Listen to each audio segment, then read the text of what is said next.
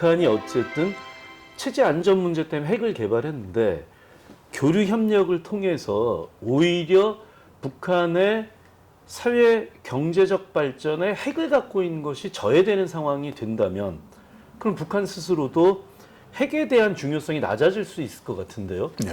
이런 상황을 만들기 위해서는 정말 적극적인 교류 협력이 필요하다. 그렇습니다. 예. 네, 네. 만약 이렇게 해석을 하게 된다면 이때 제일 걸림돌이 될 게 뭐 소위 말하는 남남 갈등이죠. 네, 네. 그러니까 이 남남 갈등 정말 이거 생각을 안 할래야 안 할 수가 없는데요. 네, 네. 민화협이라고 한 단체를 보면 구성을 봤을 때 진보, 보수 이게 다 이렇게 어우러져 있는 단체인데요. 그런 면에서 보면 민화협이 남남 갈등을 극복하는 데 역할을 하는 것이 필요하지 않을까 예. 이런 생각이 듭니다. 네. 혹시 그렇다면 이런 남남 갈등의 해결을 위해서 민화협에서 혹시 계획하고 계신 일이 있다거나 생각하신 어떤 사업이 있으시면 한번 말씀 좀 부탁드려 보겠습니다. 예, 이게 지금도 이제 민화협에서는 끊임없이 이제 북과의 관계가 좀 교착 상태에 있는 그 기간 동안 뭐 역량강 워크숍이라든지 또는 연수를 통해서라든지 해서 네. 이제 해외 협의회의 모습을 우리가 남남의 문제까지 같이 어우러서 네. 같이 논의한다든지 이런 것들을 이제 해왔습니다. 제가 취임한 지 뭐 얼마 되지 않은 기간에도 벌써 부산에서 회의, 제주에서 회의, 여기 네. 국내에서 회의. 그래서 우리 민화협 내부에서 포함하고 있는 남남의 그 보수와 그 개혁 진보의 그 대북 문제, 북한에 대한 처우 문제, 입장의 문제들을 시기에 따라서 또는 어떤 때는 그 입장에 따라서 서로 네. 서로 조정하고 협의하는 그런 것들을 하려고 합니다. 특히나 이제 이 중요한 시기라고 생각합니다. 북한의 핵이 이제 그야말로 지금까지 그 북한이 핵 개발을 하겠다라고 선언하고 다시 핵사찰을 응했다가 부인하고 그래서 나중에 또 그것을 무마하기 위해서 경수료 협정까지 해서 평화적인 원자로까지 만들어 주려고 10조라는 예산을 만들어서 네. 하고 그것이 또 깨지면서 NPT에 탈퇴하면서 뭐 이런 그 북핵의 과정들을 예. 쭉 해봤는데 그 기간 동안 중에서도 지금 이제 거의 완성 단계에 이른 북한의 그 이제 핵 그 상황들을 네. 놓고 해석도 정확하게 해야 되고 예. 입장도 정확하게 해야 되고 예. 그리고 그에 대한 조치 대응 방법도 우리 대한민국 남남 사이에서 입장들을 어느 정도 조정해서 예. 그의 또 다른 파트너가 되는 미국과 유엔의 생각들을 조정하는데 우리가 어떤 그 에너지 파워를 가져야 된다라고 하는 예. 이제 그런 필요성에 우리가 뭐 다 공감하고 있습니다. 그래서 그런 그 서로의 조정하는 장들을 자꾸 더 네. 시간과 공간을 좁히고 시간을 더 많이 가지려고 하는 그런 생각들을 하고 있습니다. 그러니까 지금 말씀 들어보니까 오히려 더 정말 남남 갈등이 더 정말 중요하구나 하는 생각이 들면서 딱 떠오르는 어떤 에피소드랄까요? 네. 그러니까 정확한 팩트의 확인까지는 못하겠습니다만 그 몇 년이었죠? 나경원 의원이 미국을 방문해서 네. 뭐 남북 정상회담이라든가 혹은 북미 관계를 푸는 것을 한국 사람들이 반대한다. 네. 이제 이런 이야기를 한 적이 있었죠. 네. 네. 정식으로 방미를 해서. 네. 그러니까 그것이 오히려 남북 관계 혹은 북미 관계를 푸는데 굉장히 안 좋은 영향을 줬다. 뭐 이런 얘기도 들은 기억이 납니다. 네. 그 생각을 해보면 남남 갈등 해결 이거 정말 중요하겠구나라는 생각이 드는데 동시에 왜 흔히 공공외교라고 하죠. 사실 그러니까 이 한반도의 평화 문제를 풀기 위해서 미국이나 중국 같은 강대국들에 대해서 정부가 하는 외교도 있지만 민간 차원에서 그 상대국의 민간 차원의 여론을 우호적으로 만드는 이런 공공외교 네. 역시 하겠구나라고 이런 생각이 들었습니다. 의장님도 조금 전에 말씀해 주실 때 이 공공외교에 관련된 얘기도 살짝 좀 해주셨는데요. 네. 혹시 이런 그 공공외교의 역할에 대해서 의장님께서 생각하신 민화협이 담당해야 될 공공외교의 역할 이런 게 있다면 어떤 것이 있을지 한번 말씀 좀 부탁드리겠습니다. 예, 뭐 민화협이 최근에도 좀 그걸 분위기를 만들어 가고 있습니다만 이제 해외 협의회, 예. 해외 협의회를 좀 강화하고 있어요. 예. 특히나 이제 미국과 일본, 중국의 협의회는 중국의 뭐 시진핑 이제 정부 당의 그 입장이나 이런 것들이 상당히 이제 일반 민간하고 좀 떨어져 있는 것 같아요.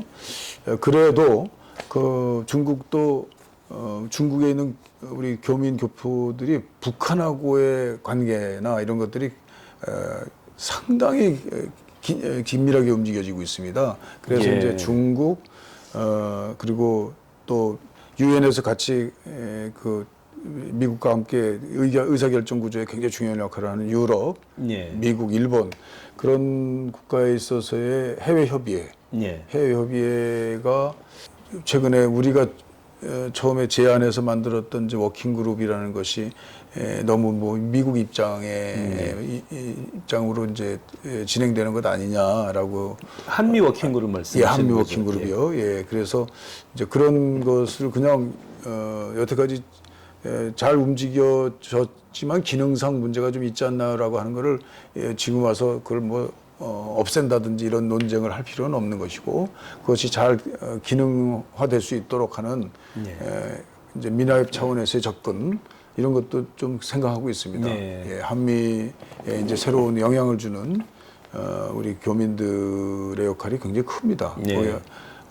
얼마 전에 좀 보수적인 그 교단에서 북한에 가가지고 그 아주 중요한 대통령까지 방문해가지고 전 대통령까지 방문해서 그걸 이제 석방시키게 한다든지 뭐 이런 일도 있지 않았습니까? 그러니까 이 남북 문제에 관해서는 우리 해외 교민이 어디를 가나 미국에 있으나 유럽에 있으나 일본, 중국에 있으나 이 북한에 관한 문제에서는 굉장히 중요한 준당사적 지위에서 활동할 수 있는 그런 의지와 역할이 있어요. 그것을 그런 자원들 이제 우리는 한 750만 디아스포라라고 해가지고요. 이번에 그 미국에서도 하원 의원으로 두 분이 당선이 됐던데요. 앤디 김하고 스트하고 근데 시애틀에서도 한 분 당선이 됐는데 이제 그런 우리 인자들이 우리 해외 교민 중에서 중요한 분들이 앤디 김이나 시애틀의 의원을 당선시키는데 큰 역할을 한 거거든요. 그분들이 사실은 미국에 있어서의 대북 문제에 관한 아주 중요한 정보원이 되고 정보의 기준이 되고 그분들의 활동이 또 하나의 추적되는 사상이 되는 것이거든요. 이런 것들을 우리 민간 차원에서 활동할 수 있는 모든 역량을 우리 민화 차원에서 하고자 합니다. 그래서 이제 때마다 항상 해외 협의회를 이제 워크숍도 하고 역량 강화하는 여러 가지 일도 하는데 이제 코로나도 풀리면 뭐 언제 어느 때라도 달려갈 수 있으면 가고 뭐 이런 것들을 또 그 새로 만들어지는 그 단체에서 할 수 있겠다라는 생각을 하고 있습니다. 자, 그럼 이제 마지막 질문 하나 드리려고 하는데요. 사실은 시청자 여러분들께 좀 양해 말씀을 먼저 드리자면 이 녹화하고 있는 오늘이 11월 5일입니다. 그러다 보니까 미국에서 대선 결과가 바이든 후보가 당선이 되겠구나라고 생각은 하지만 공식적 선언이 아직 되지 않은 이런 상태에서 이제 녹화를 했는데요. 미국도 대통령 선거를 통해서 상황이 바뀌게 되고 뭐 어느 쪽으로 바뀔지는 모르겠습니다만 여러 가지 변화가 있을 수 있겠구나 하는 바로 이 시점에서 사실은 좀 너무 앞서가는 질문이 될지는 모르겠는데요. 북한과의 교류 협력이 원활하게 된다 혹은 원활하게 만들어야 된다 이런 관점에서 볼 때 민화협이 가장 중점적으로 추진하고 싶은 사업이 있다. 그럼 어떤 사업이다 이렇게 좀 생각하고 계신지 마지막 이 질문 드릴까 합니다. 예. 대북 문제가 북핵 핵 문제로 이제 많이 블랙홀이 돼서 네. 아무것도 못 하고 있다라고 하는 것이 가장 최악이라고 생각하거든요. 네. 아마도 이제 저는 지금 현재 바이든 대통령 후보가 당선이 되는 방향으로 가고 있는 것 같긴 한데요. 네.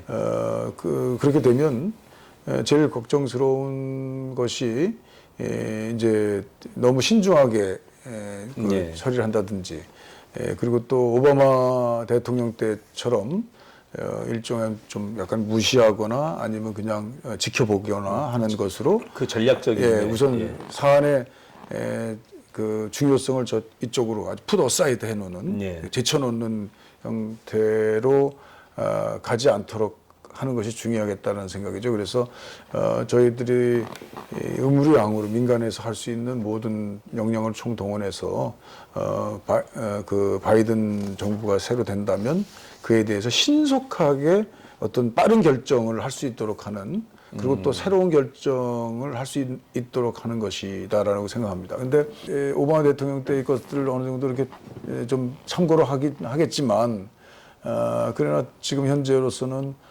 이란 그 핵도 파기가 된 상태이고, 미국이 탈퇴했죠. 탈퇴해서 파기가 된 상태이고, 미국이 주도해서 파기했지 않습니까? 그렇죠. 그리고 북핵은 여태까지는 전략적 무시를 했지만 이제는 북핵이 사실상 트럼프 정부에서는 공식적으로 핵 보유국이다 인정을 안 하고 있지만 벌써 이미 40개 내지 60개 핵이 있고 또 핵 탄두까지 장착된 탄도탄 미사일이 이제 재진입 기술까지 어느 정도 보유하게 됐고 또 소형화까지 이루어졌기 때문에 이룰 수 있는 기술이나 이런 것들은 대체적으로 더 이제 완비에 가까워지고 있다라고 하는 그런 변화된 사실이 있거든요. 그 사실은 실질적으로 추상적으로 미국의 위협이 되는 상황이 됐기 때문에 북한에 대해서 어떤 방식으로 북핵 문제를 협상하고 컨트롤하고 또 비핵화의 과정으로 나가는 미국의 힘과 의지를 보일 것이냐라는 것들을 현실 적합적으로 빨리 실용적으로 결정될 수 있도록 우리가 해 나가야 되겠다라는 것입니다. 그리고 이제 두 번째로는 지금 저희가 그래도 이 선거의 결과를 너무 그 핑계를 둘 수는 없는 것입니다만 아무튼 이때 서로 분위기를 서로 이제 조정하고 존중할 수밖에 없었던 것들을 우리가 이제 표현을 하면서 이제는 지금까지 이게 뭐 제재이냐 아니냐 불투명한 영역까지도 저희가 교류에 대해서 자제를 했다면 이제는 이제는 적극적으로 그 북핵의 어떤 협상이나 이런 것들을 한 입에서 도와주고 지원하는 측면에서도 대화와 소통을 강화시켜 나가야 되겠다라고 하는 것이라면 이제 저희들이 좀 해왔던 것들은 뭐 이제 숲가꾸기라든지 그리고 아까 말씀드린 그 대통령의 9.19 회담 때 약속했던 것들을 우리가 먼저 나서 이행의 의지를 보이고 해야 된다라고 하는 것들로 우리가 먼저 좀 시도를 해야 되는 것들.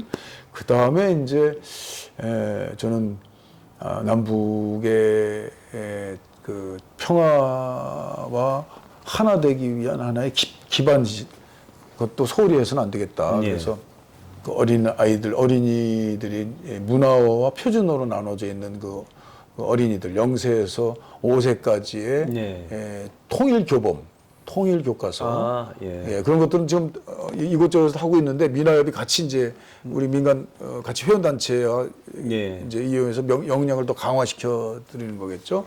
뭐 그런 거와 그리고 이제 미나협이 해 나갈 수 있는 것들을 이제는 주저없이 좀 속도를 올리고 정면 돌파. 정면 돌파를 하는 심정으로 우리가 급하게라도 해 나가야 되는 그런 성과를 내야 되는 그런 중요한 시기에 있다라는 걸 함께 공유하면서 나가야 되겠다 이런 생각이 하고 있습니다. 그야말로 지금이야말로 이 남북 관계 골든 타임이다라고 하는 이런 인식을 가지고 가능한 일 가지고 정면 돌파하자, 주저하지 말고 이런 말씀으로 요약을 할 수 있지 않을까 싶습니다. 자, 이제까지 민족의 화해 협력과 평화 통일을 위해 애쓰고 계시는 이종걸 민화협 대표 상임의장님과 이야기를 나눴습니다. 자, 끝으로 의장님, 저희 시청자분들께 마지막으로 뭐 당부하고 싶은 말씀 있으시면 말씀 부탁드리겠습니다. 뭐 저는 정치인으로 이 대통령 시기 중심으로 해서 우리 북한과의 평화 논의, 통일 움직임을 이렇게 보는데요. 문재인 대통령이 취임하신 이후에 이루어진 여러 평화에 대한 회담과 모습들을 통해서 저는 정말 절실하게 우리 국민들이 얼마나 미래의 대한민국 이 한반도의 분단된 국가를 개혁하고 변화시키는 하나의 중요한 모티브로서 삶의 전부로서 평화를 두고 있다는 것을 알게 됐습니다. 저희들이 가지고 있는 모든 혼신과 힘을 다해서 평화를 통해서 평화를 이루고 그를 통해서 통일을 가는 길목에 우리 함께 국민들을 모시고 가야 되겠다는 그런 생각을 하고 있습니다. 민화협도 국민 함께 같이 뛰는 그리고 힘차게 나가는 그 모습을 같이 기대하면서 하겠습니다. 국민 여러분 감사드립니다. 예, 오늘 바쁘신 와중에도 이렇게 귀한 시간 내주셔서 대단히 감사합니다. 고맙습니다. 피스튜브에 찾아가는 인터뷰 앞으로도 계속 진행됩니다. 시청자 여러분 늘 그랬듯이 구독과 좋아요, 그리고 당연히 공유도 역시 부탁드립니다. 다음 시간에 여러분들 찾아뵙겠습니다. 감사합니다.